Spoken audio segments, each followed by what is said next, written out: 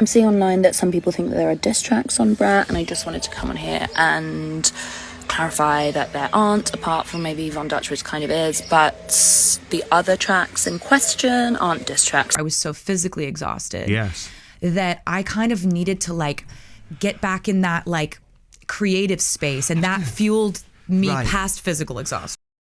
It started with one simple sentence: there are no diss tracks on Brat. That's what Charli XCX said, casually, almost like a throwaway line. But the internet took that and ran with it. Suddenly, Charli wasn't just dropping one of the most talked about albums of the year. She was supposedly throwing shade at Taylor Swift. And all of this exploded right as Taylor dropped her 12th studio album, The Life of a Showgirl. Fans immediately started connecting dots, spinning theories, and arguing online about who was taking shots at who. But what if the so-called feud isn't really about diss tracks at all? What if it's about something deeper, about how fame, privilege, and perception are starting to blur into one big performance? Let's get into it. When Charli XCX hopped on camera in early 2024 to say, there are no diss tracks on Brat, well, maybe one kinda is. Fans didn't take it at face value. That maybe was all the internet needed. Within hours, Twitter was flooded with posts claiming she was shading Taylor. Some thought Visions was a subtle jab. Others said the album's unapologetic energy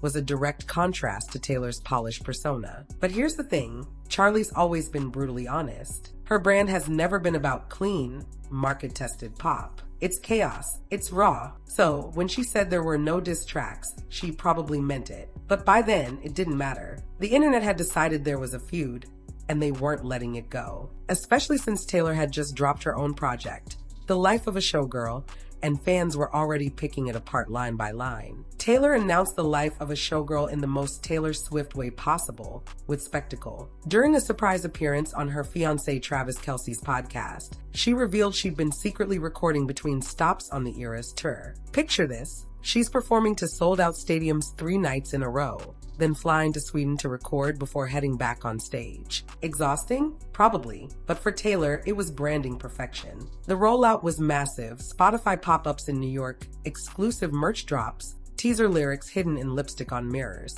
Swifties were in full detective mode. Every Easter egg was another clue, another piece of the puzzle. It was all building up to one moment, the lyric reveal that would dominate headlines. In the middle of the New York City pop-up, one line appeared on a mirror written in peachy orange lipstick. Oftentimes, it doesn't feel so glamorous to be me. It spread like wildfire. Within hours, that lyric was plastered across Times Square, and fans couldn't stop talking. Some felt it was honest, a rare glimpse behind the curtain, but others weren't having it. Comments poured in. Taylor really said being the highest paid pop star alive isn't glamorous? Yeah, okay. Imagine being a billionaire and saying you don't feel glamorous. One user summed it up perfectly. If Taylor's life isn't glamorous, mine must be a sitcom. For many, it felt tone deaf, a billionaire publicly lamenting the struggles of fame. And it wasn't just a few critics. Social media was flooded with think pieces, reaction videos, and long threads dissecting the line.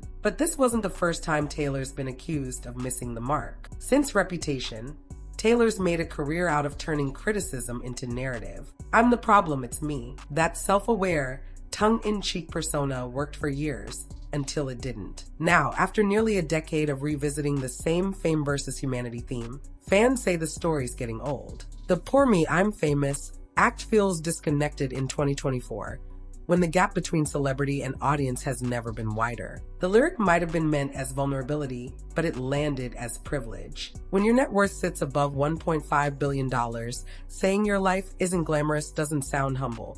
It sounds out of touch. And yet, Taylor keeps coming back to that same narrative. Why? Because it works. Every time people call her tone deaf, they keep talking, and that conversation keeps her at the center of pop culture. Still, this time, something about the backlash felt different. It wasn't just eye rolls, it was anger, especially once fans started analyzing who she was referencing in her songs. Soon, attention shifted from privilege to something much heavier: accusations of microaggressions in her lyrics. One line stood out: "I'm not a bad bee, this isn't savage." To some listeners, It sounded like Taylor distancing herself from the aesthetics of women of color, especially when paired with fans noting her boyfriend's dating history before her. The conversation blew up. Threads popped up arguing that the lyric unintentionally echoed a long-standing pattern in pop culture. White artists borrowing from black aesthetics, then rejecting them once they've benefited. Was that Taylor's intention? Probably not. But in 2024,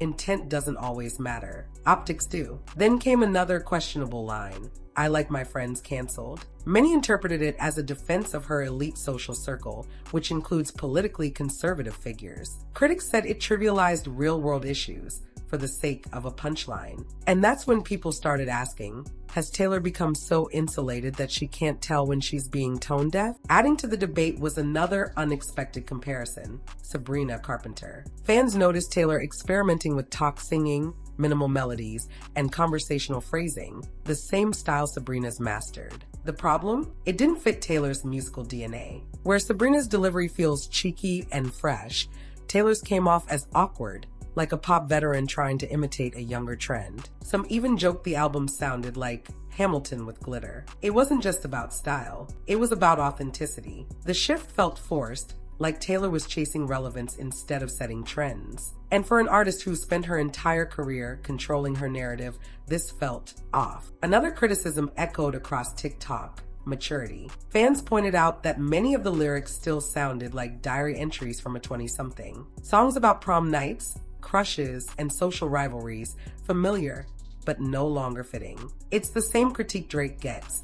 Grown artists stuck reliving high school stories. And in Taylor's case, it's extra noticeable because she spent her entire career defining emotional honesty. Now, that honesty feels repetitive. But here's the catch. Maybe that's the point. When you reach Taylor's level, surrounded by yes men, insulated from normal life, how do you evolve? Every move is dissected. Every lyric becomes a headline. So maybe her stagnation isn't creative failure. Maybe it's survival. And that brings us to the title itself, The Life of a Showgirl. Taylor described the album as her attempt to glamorize exhaustion, to show what it's like when the performance never ends. The bathtub photos, the glitter gowns, the lyrics about collapse and rebirth. It's all part of the spectacle. But somewhere along the way, that self-aware concept turned into self-parody. The same woman who once sang, "I don't dress for villains, I don't dress for friends," is now explaining how fame feels heavy on a billboard she paid for in Times Square. Still,